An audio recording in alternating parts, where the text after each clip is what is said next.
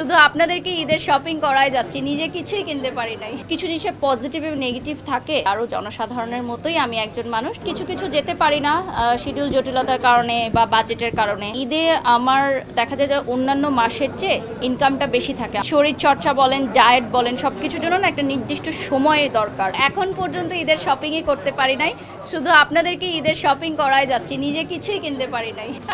আমি গিফট দেই অনেক, আমি বিভিন্ন ব্র্যান্ডস থেকে গিফট পাই, সেই জন্য আমি নিজের জন্য কিছু কিনি না, বাট আমার শ্বশুর বাড়ি, বাবার বাড়ি, কাজিন সিস্টার্স, মিডিয়া কলিগস, ওনাদেরকে গিফট দেওয়া হয়।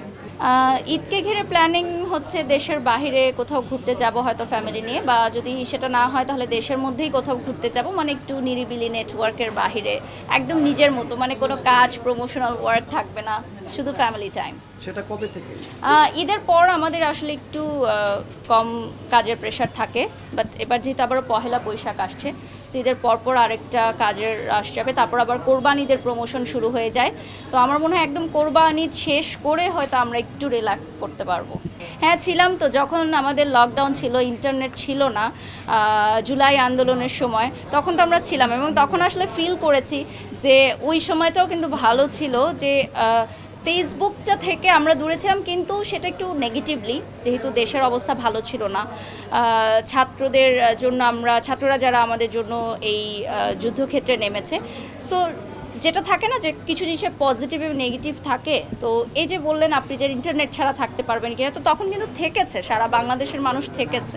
না, আমি সবার মতোই, আরও জনসাধারণের মতোই আমি একজন মানুষ, জাস্ট ক্যামেরার সামনে হচ্ছে আমরা যতক্ষণ থাকি, this is part of our profession. So এটা আমার একটা চরিত্র আপনারা বলতে পারেন।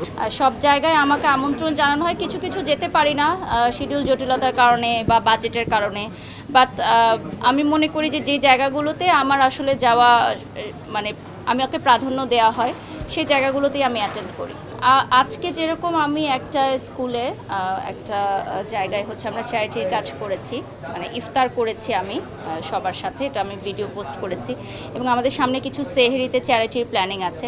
সো আমার যেটা থাকে যে ঈদে আমার দেখা যায় যে অন্যান্য মাসের চেয়ে ইনকামটা বেশি থাকে, আমাদের সব ব্র্যান্ড প্রমোটারদের কাজের বেশি থাকে।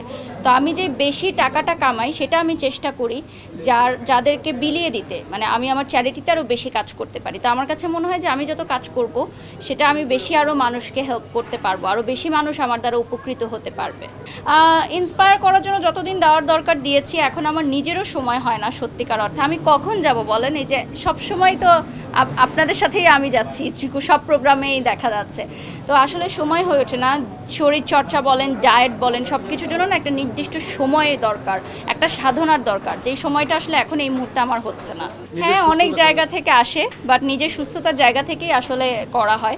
শরীরচর্চা প্রত্যেকের করা দরকার, শুধুমাত্র যে মোটা শরীরকে চিকন করার জন্য এরকম না, মানসিক এবং শারীরিক সুস্থতার জন্য ব্যায়াম, ডায়েট করা দরকার।